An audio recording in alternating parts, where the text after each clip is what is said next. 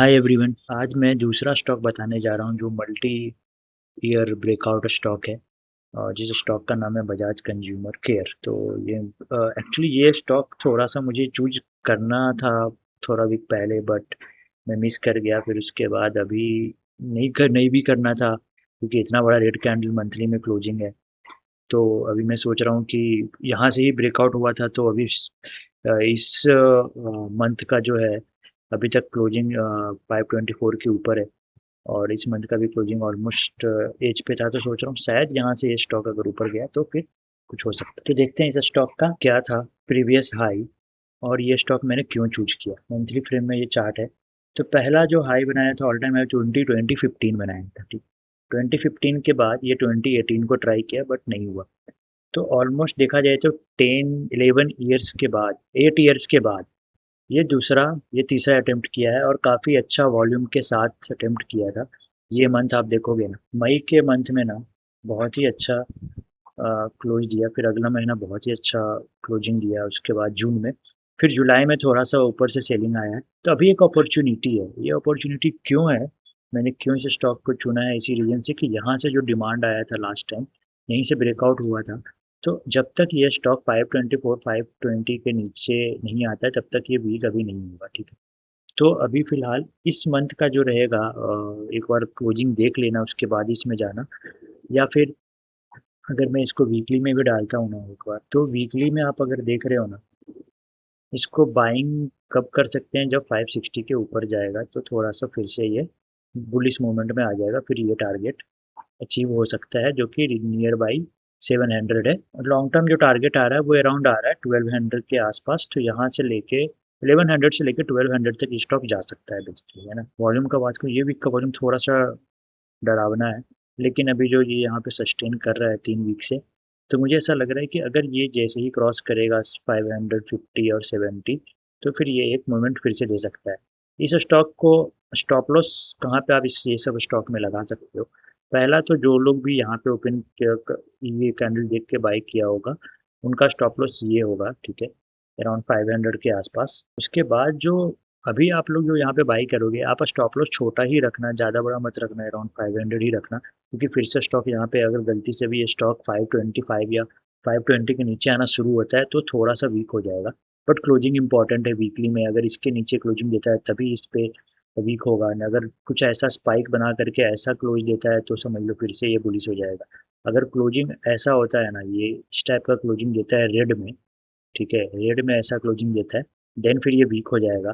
और 500 तक का टारगेट आ रहा है नीचे का, 500 का सपोर्ट है थोड़ा सा, तो यहाँ तक ये आ सकता है, ठीक है। तो ये स्टॉक है जो मुझे ऐसा लगता है कि मे बी ये कुछ महीनों के लिए अच्छा परफॉर्म कर सकता है। तो ये है मेरा पहला stock Bajaj consumer next few months के लिए। और अभी एक कोई स्टॉक और देख लेते हैं कि नेक्स्ट स्टॉक और कौन सा सही जा सकता है। तो नेक्स्ट स्टॉक जो है मल्टी ईयर स्टॉक में, इसको मैं काउंट कर सकता हूँ क्योंकि 6-7 साल के बाद ये फिर से निकलने की कोशिश कर रहा है। लेवल जो है कुछ हैं जो कि अभी भी मुझे थोड़ा सा डाउट लग रहा है। एक है 400 के आसपास, और अभी ये सारे लेवल ने क्रॉस कर गया है। तो ये सारे लेवल अगर क्रॉस करके अच्छा क्लोजिंग दिया है 390, 375, ये सारे लेवल क्रॉस क्रॉस करके अच्छा क्लोजिंग दिया है मंथली बेसिस पे भी। तो मुझे ऐसा लग रहा है कि अगर ये स्टॉक 400 के ऊपर जाता है ना, तो फिर एक थोड़ा सा फिर से ये बुलिश में आ जाएगा। एक जो ये लेवल था ना 2020 का, ये लेवल बहुत अच्छे से क्रॉस किया है। तो एक शॉर्ट टर्म टारगेट मेरा 550 के अराउंड आ रहा है, ठीक है। शॉर्ट टर्म टारगेट आपका एक आ रहा है मेरा 535 के आसपास, और फिर एक टारगेट आ रहा है अराउंड 756 जो कि ऑल टाइम हाई होगा। तो ये दो टारगेट के लिए मुझे लग रहा है। और ये भी स्टॉक देखो, यहाँ पे पहला बार जब ये बहुत ही अच्छा शार्पली फॉल हुआ है यहाँ पे, ठीक है। उसके बाद फिर फर्स्ट सपो रेजिस्टेंस फेस किया इसने कुछ 400 के आसपास, फिर ये नीचे आया अराउंड कोविड के टाइम। ऑलमोस्ट ये स्टॉक हो गया आपका 100 रुपीज का। फिर स्लो एंड स्टडी ये ऊपर जाने का फिर ट्राई किया, एक और लो बनाया, फिर न्यू लो बना दिया अराउंड 80 रुपीज। फिर उसके बाद अभी अपसाइड मूव करने के लिए रेडी है। तो ये स्लो एंड स्टडी ऊपर जा रहा है ऐसा।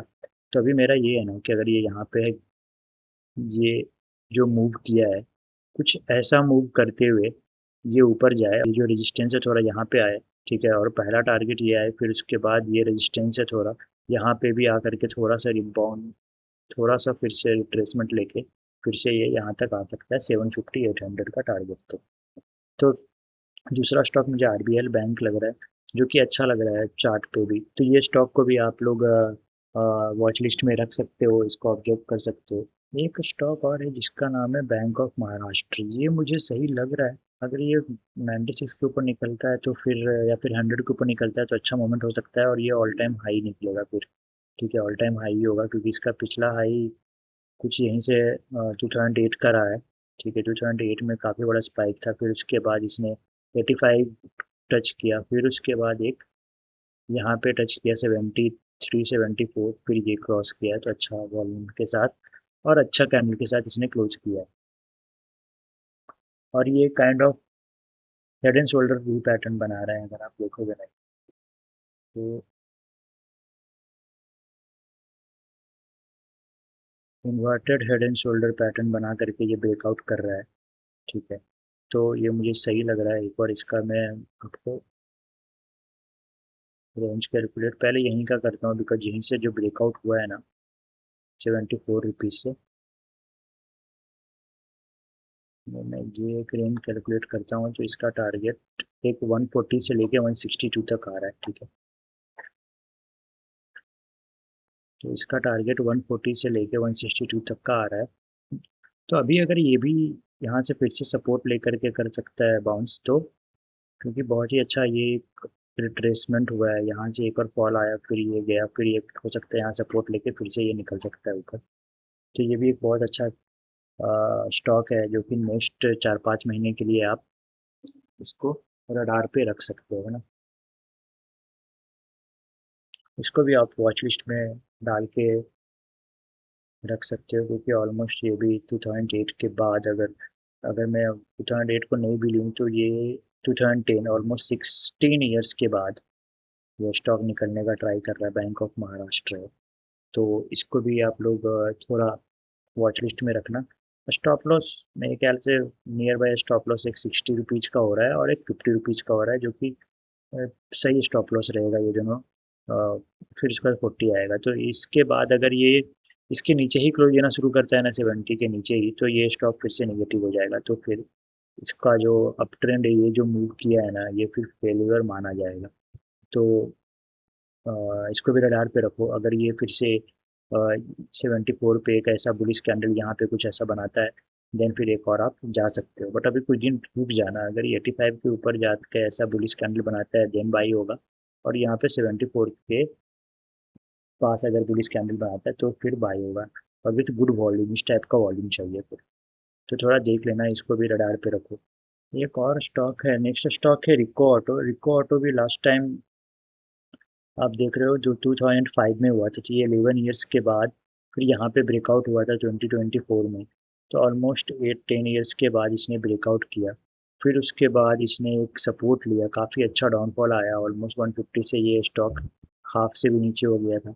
तो अभी ये काफ़ी अच्छा पैटर्न बना के अपसाइड की ओर मूव कर रहा है। ठीक है, तो मैं इसलिए इसको लिया क्योंकि ऑलरेडी एक बार ब्रेकआउट हो चुका है। ठीक है, और ये ब्रेकआउट फेल होते होते बचा, ये जो सपोर्ट लिया है ना 60 रुपीज़ का, बहुत ही अच्छा लिया है। ये ट्रेंड लाइन का भी सपोर्ट कर रहा है। ठीक है, तो इसका रीजन था मुझे यही इस स्टॉक को चुनने का, कि जब ये 115 रुपीज़ जब ये ब्रेकआउट किया ना मल्टी ईयर में, देन फिर यहाँ से सेलिंग आया। ठीक है, सेलिंग आने के बाद ये स्टॉक ने सपोर्ट लिया अराउंड इस लेवल का। ठीक है, 60 रुपीज़ का सपोर्ट लिया उसके बाद, और ये ट्रेंड लाइन का भी सपोर्ट लिया, तो बाइंग यहीं पे बन रहा था, लेकिन अभी उस टाइम स्टॉक पकड़ाया नहीं। अभी ये कितना अच्छा फिर से बाइंग हुआ है, ये आप देख रहे हो ना। अगर आप अगर आप इसको देखोगे तो ये काइंड ऑफ फिर से इन्वर्टेड हेड एंड शोल्डर ये फिर से बना रहा है। ठीक है, ये स्टॉक एक बार वीकली में देखूंगा, तो आप अगर वीकली में भी देखोगे ना, तो ऑलमोस्ट ये इन्वर्टेड हेड एंड शोल्डर ये स्टॉक जो है बना रहा है। मैं यहाँ से आपको एक ये ट्रेंड लाइन ड्रॉ करता हूँ, और काफ़ी अच्छा ट्रेंड लाइन का रे ब्रेकआउट भी किया है। तो ये आप नेक्स्ट स्टॉक इसको भी रख सकते हैं। और अगर ये 157 के ऊपर फिर से क्लोज होता है, बढ़िया कैंडल है, ऐसा कुछ बुलिश क्लोज देता है वीकली में, डेली में भी जा सकते हो, वीकली में भी क्लोज देता है तो बहुत अच्छा स्टॉक हो जाएगा ये कुछ टाइम के लिए। और इसका मैं आपको एक चीज़ और बता देता हूँ, इसको मैं पर मंथली पे आ जाते हैं फिर से। तो ये 2005 का जो ब्रेकआउट है ना, वो कर रहा था ये स्टॉक, ठीक है। पहला टाइम ये हाई बनाया अराउंड 2005 में, फिर उसके बाद जो हाई बनाया 2018 के आसपास। हाँ, फिर उसके बाद जो हाई बनाया है वो कुछ 2018 के आसपास बनाया है, फिर ये हाई फेल हो गया। फिर उसके बाद अभी जो 2024 में निकला है पिछले साल, अराउंड 2 ईयर्स बैक, उसके बाद ये सपोर्ट ये बहुत अच्छा लिया, अभी ये 157 के ऊपर फिर से जाने के लिए रेडी है। टारगेट क्या हो सकता है, टारगेट ऊपर का है एक 226। तो ये एक टारगेट है, तो ये टारगेट आ सकता है यहाँ से भी अराउंड 60-70 रुपीज़ का अपसाइड। और एक और टारगेट अगर आपको देखना है ना, तो ये ब्रेकआउट का भी टारगेट आप देख सकते हो, अगर इसके ऊपर निकलता है तो 260। और अगर आपको इसमें फिबोनाची लगा के भी टारगेट देखना है, तो फिबोनाची निकाल के भी अगर आप टारगेट लगाओगे तो 184 का तो टारगेट आ रहा है। इसको थोड़ा सा और अगर एक्सपेंड करेंगे,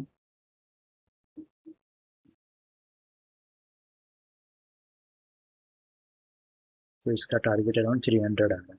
तो ये स्टॉक भी मुझे अच्छा लग रहा है नेक्स्ट कुछ महीनों के लिए। ये वीक कब हो जाएगा, स्टॉप लॉस कहाँ लगाओगे, एक तो 19, एक तो 95 के आसपास थोड़ा सा सपोर्ट है, यहाँ के बाद नीचे आएगा तो फिर से ये वीक हो जाएगा।